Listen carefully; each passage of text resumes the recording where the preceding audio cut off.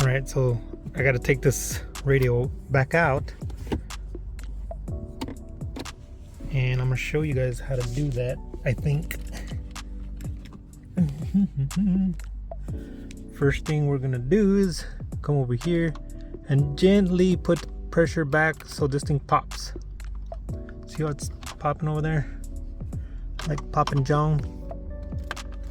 Okay. Let's take this off. And then come right there, little gap. There we go.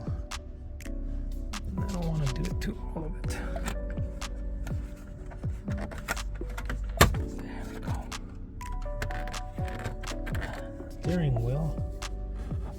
I gotta move it forward and tilt it down a little bit. So I got these wires here for the phone charger. Let's try to pull it through. There we go. Sorry. Okay, there's there. Okay. Actually, I just remembered. First thing you got to do is pop this out. And you can see right there, it's already coming out anyways. So I should be able to just lift it up. And there's one clip, another clip. And this thing right there, it slides underneath the bottom there, so you have to pull it the way I did. And here's the other clip. I'll just turn it sideways, and we're gonna want to take this thing out here. Okay, this thing I haven't really figured out how to get it out. There's 2 screws on the sides and I took them off, but it still wouldn't come out, so I don't want to force it. I'll do this here. Okay.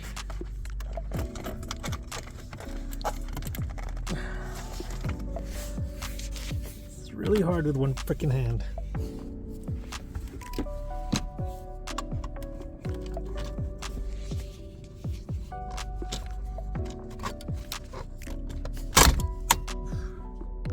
Jesus.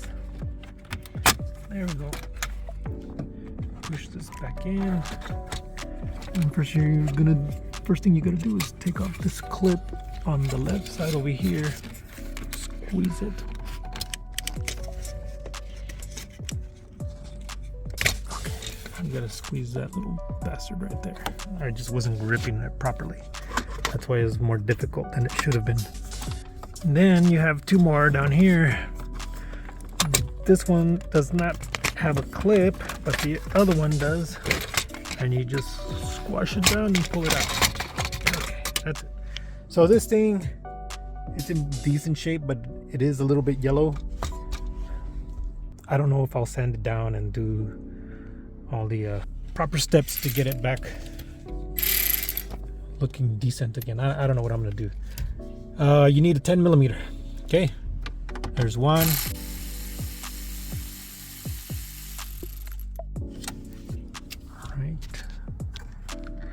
Stick my lengthy ass skinny fingers in there and pull that shit out, and then there's another one in.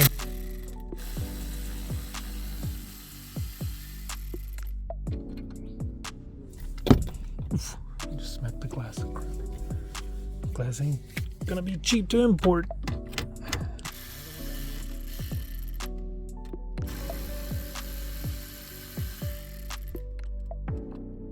Pay attention to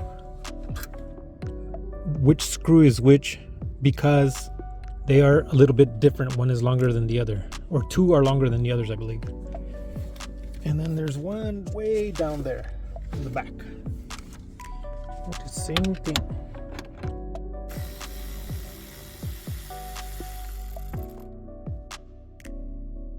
Shit. I don't want to drop it. Okay, there we go. Now this thing should just come right out, the whole thing. Now what I'm going to do is actually swap these 2. I need to buy some RCA cables for this. Right now I don't have any. So for now we're just going to use the radio by itself.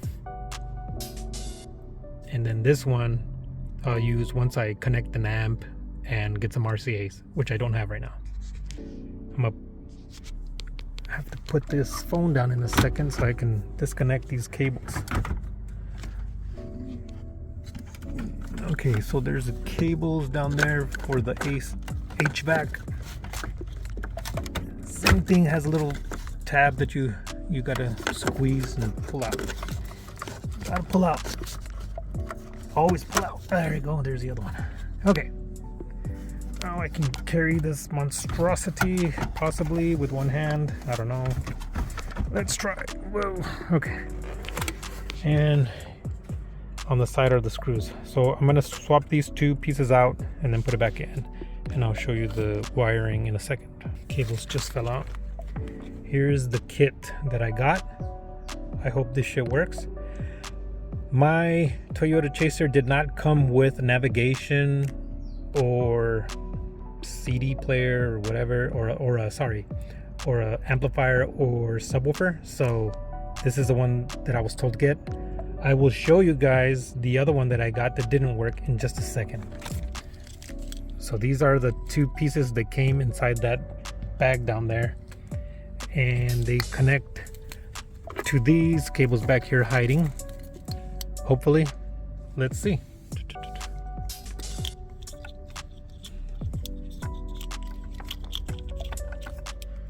Okay, connected right up. I don't know what's what here, but normally the red wire is usually the hot, so there's always power to it. The yellow is the ignition usually, so when you turn the key, that's when it actually sends power to the radio.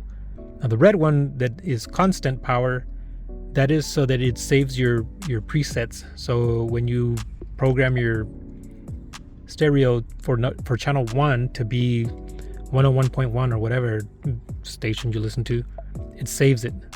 The orange one I believe is illumination, but I could be wrong.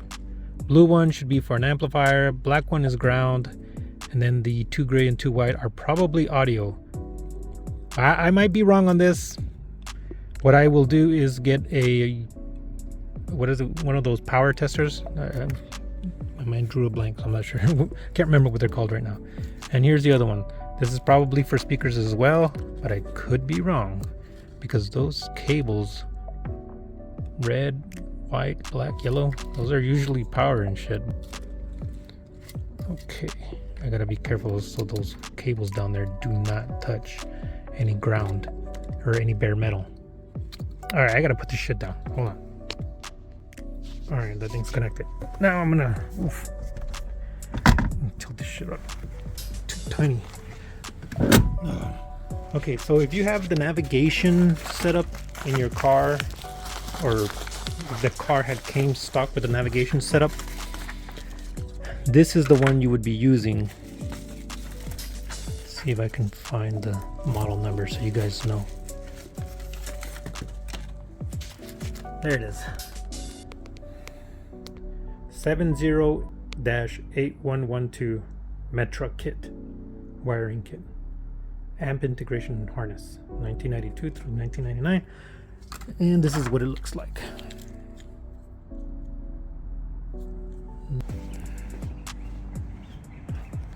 This is my tester. All right. So what you do with this is you find like some metal somewhere. Shit, I gotta stop moving that shit around. Over here, there's some metal, and you clip onto it. Okay, now it's grounded.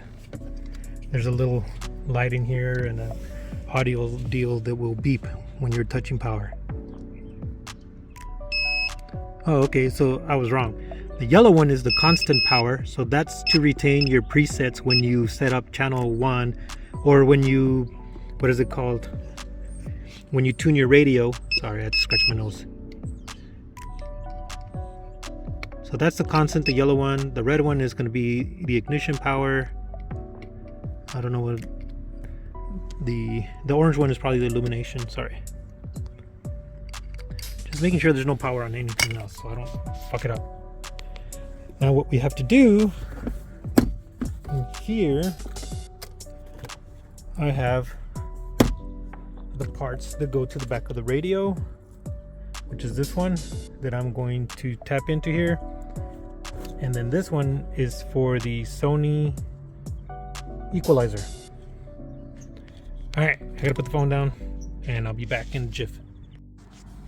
All right, it's been a couple of days and I did get this up and running, but I was unable to finish recording what I was recording just a bit earlier because my neighbor came and he started to have a conversation and stuff, and I kept working on this because I had to pick up my kids from school. But anyways, I didn't want to be rude and kind of tell them to go away or anything, so I just kept listening while I was working, but I couldn't record because I wanted to talk on the camera as well. So I got these little heat shrink deals here that I slip on first. Here's the other one back here. Yeah, there's the other one. Okay, once you do that, then you can connect the two ends to these heat shrink with a little solder in the middle that you heat up. And then once that cools down, you can slide this on over like that and do the other one as well, because those you want to do it like this because these things here, they're very thin, so you want to have extra protection in case one of those wires breaks through. Just heat it up as well. This one's done, this one is done. This one I forgot to put something on there, so I'll just put black tape, but pretty much everything will be connected. This thing, I use this in case, because it's already a short wire, in case I need to just squeeze this and pull it off. I didn't want to have to crimp the wires again. Now I put black tape on the yellow one. Okay, so this here goes to the Pioneer head unit, and this is the remote amp turn on. So if you have an amplifier, you would connect the blue remote wire from the amplifier to this. Now this one is going over to the Sony XE-744 equalizer, and what I did is actually connect it to this blue wire, which if the car came with one of those electric antennas, whenever the remote turns on, it would raise up that antenna. This car doesn't come with one, and there is no wire in the back. But the reason I did this is because I wanted to seal this up, and then when I connect my amplifier, I can just I can cut this right there, and then I can tap to that because this is connected to this. It's just looped over. But again, there's no wires in the back, so it's not connected to anything else. Once I already have an amplifier, I have to take a look at the door speakers. I don't know what kind of speakers are in there. They don't sound very well. This one over here doesn't even turn on at all. I don't even know if there's a speaker in there. And the way you can find out, I don't know if I had shown you guys this earlier, but you can tap these wires with a battery, negative and positive, and it'll tell you which speaker it is. And you want to do a small battery, not a 9-volt or anything like that, just like a small AA or AAA. And it will make a sound when you tap. It'll be like a scratching sound that tells you which speaker is which. But yeah, I got some audio now. Let's connect this all back up. And here I found the radio antenna hiding. I pulled it out. I'm not sure why there's two, but okay. Before I turn it on and show you how everything looks, I did want to show you how everything is kind of buttoned up a little bit. I don't want too many wires all over the place. One of them snaps off and it touches something on the ground that's grounded over here and it's powered, then you're gonna have a fire or some bullshit. So before you put this back on there, because every time you take those out, you run the risk of scratching it up or even cracking. Let's make sure I have power. Plug this in. No, I don't want to go through setup. but I do want to power this. Oh, sweet. Looks like I got some power. Awesome. I wonder what I have in here. Holy crap. Old school. This is real old. That's dope. Can't believe I have that CD still. I didn't know it was in there. Well, I can't get copyrighted. Oh, I don't want to get copyrighted, so I have to turn this off. Okay, got this piece back on. Again, you don't want to be taking this off and on because things break.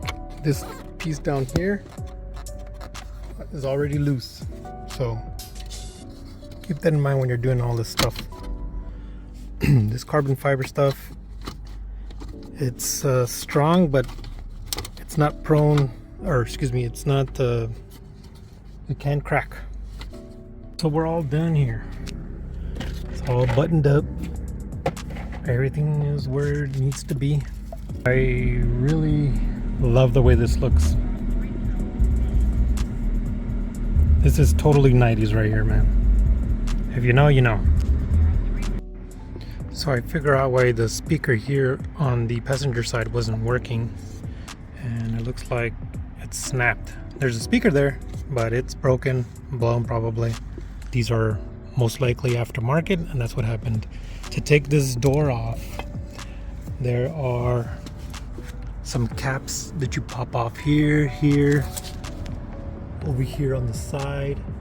Where is it? On the side right there, right there. There's a screw right there when you lift up the window roll down deal. And then there's another little clip that you have to open right here. And then you take out the screw, and then you have to pop off this deal here. Where is it? You have to pop this off of here. How is it? Yeah, it goes something like this. Right? So you have to like pop it off like that. This little hump there. Anyways.